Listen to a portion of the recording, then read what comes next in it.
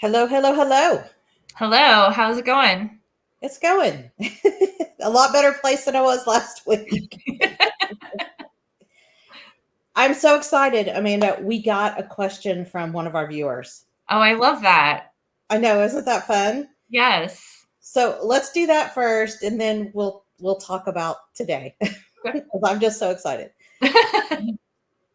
So one of our viewers ended up having to sign off, and she asked a question about how much money to put aside for taxes when running your own business or working a contracted positions. Mm, So my standard answer is when money comes in the door, pay yourself, which I know that's what you would say. yep. Then 25% needs to be put in a high interest savings account for tax season until you work with your tax professional to hone in on that number. Yeah. That's a great. I've said anywhere from 25 to even 30%. I know 30% is really high. Mhm. But I have clients who would rather save too much and have plenty to pay for taxes, and they can use the rest of that money for something else. So I think that's really good, just to make sure that you have enough for everything. Yeah. So what I do with my clients in this situation is we set this up as a recurring bill. So Mhm. we either work off of paydays or if they're a business owner, we work off of Fridays. Fridays is kind of the day we close our books down every week. And so when the money comes in, we Mhm. cover whatever expenses we need to cover. And then it's a recurring bill that we plan out so once money, the revenue part is plugged into our spreadsheet, then it automatically calculates what needs to go over, and we set up an automatic transfer to do that. So we automate that as part of our process. Yeah, that's super smart to do, because it could be really hard, especially if people used to be employees and are used to getting that money taken out before it even hits their bank Yeah. account. It's hard to see that amount and then still have to take a percentage away. Yeah.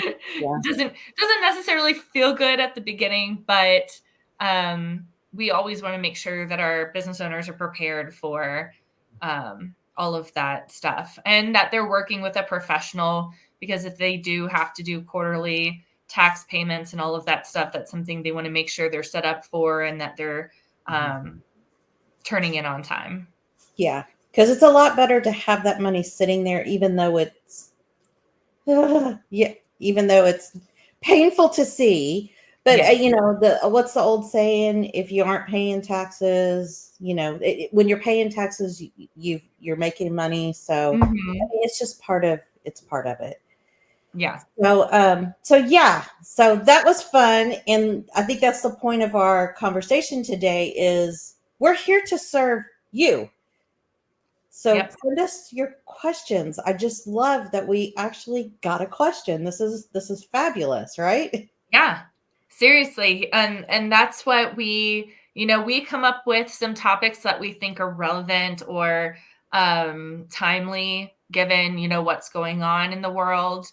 But at the end of the day, we want to make sure that we're discussing topics and answering questions that you yourself may have, that you may be trying to Google or ask another person. And, when you've got two financial professionals here with years and years of experience working with business owners and individuals and families and all of that, we've seen a number of different scenarios and have worked with so many different people that we're happy to share our expertise and our knowledge and everything with you guys.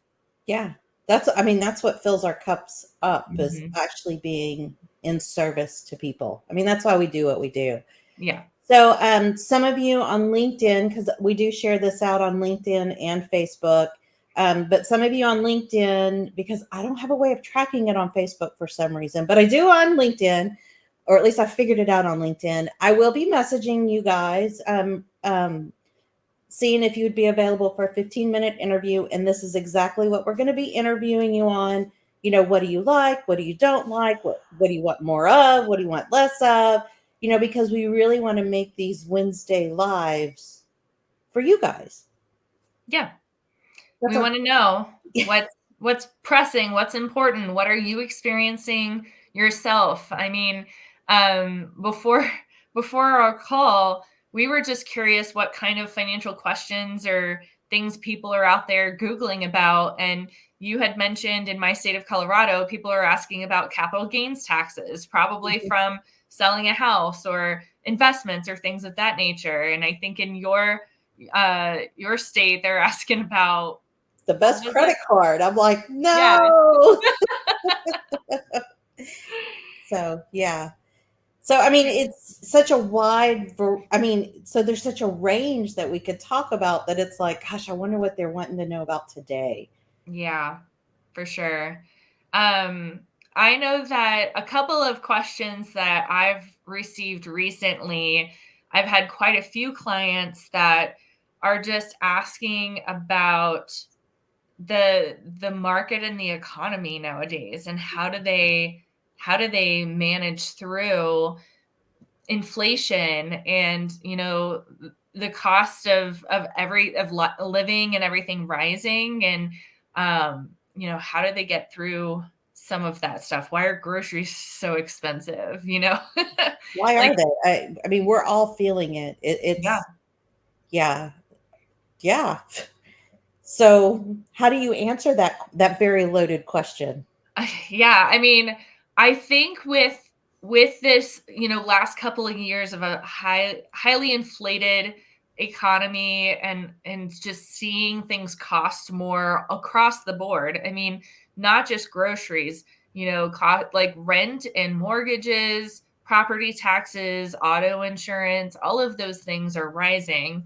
So, it's really important for people to sit down and reevaluate their budgets, and whatever they've been kind of looking at or depending on needs to be changed up a little bit, because if the cost of your needs are rising, then you want to make sure the cost of the discretionary things aren't also rising with that, because then we start seeing more credit card use Mhm. or loans or whatever type of things. So it is kind of crunch time for a lot of people. And I've said, either you need to look at lowering your spending, or like a lot of people, there might be an opportunity to find some other income to come in and help, at least temporarily, pad up, that budget that has been stretched really thin.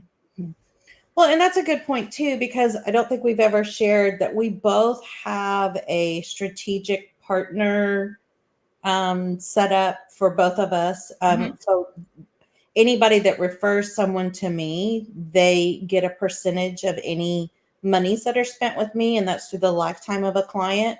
And I'm sure you have a similar type structure that anyone that is referred to you and actually goes on to use some of your instruments Mhm. can get a percentage of those. So there's one way right there that you could earn extra money without doing anything. All you have to do is give a name, Yeah. right? Yeah, So there's great referral programs out there that you can get a percentage of, whatever business has been done. I also know I'm looking for part-time people as well to help, and my team with the things that we're doing. We're teaching financial literacy classes. We're going out into the community and helping people with their finances. And so, I've been asking everyone I know who they know that might need some either extra income, a part-time job, or they're just looking into the industry and they want to learn more about how to get their foot into the door. So there are a lot of opportunities out there. I mean, gig jobs are really popular because they're at your own schedule. So for people that are still working full-time jobs, you're still trying to like manage a family and everything like that. They want to find something they can do in any kind of spare time. But there's a lot of great things out there that are available for people if they have the time and the energy to dedicate to something to bring in more income. yeah. And another thing I would mention, other than bringing in more income, is I would also, we tend to focus on our larger expenses that come, like, that are recurring in nature. Mhm.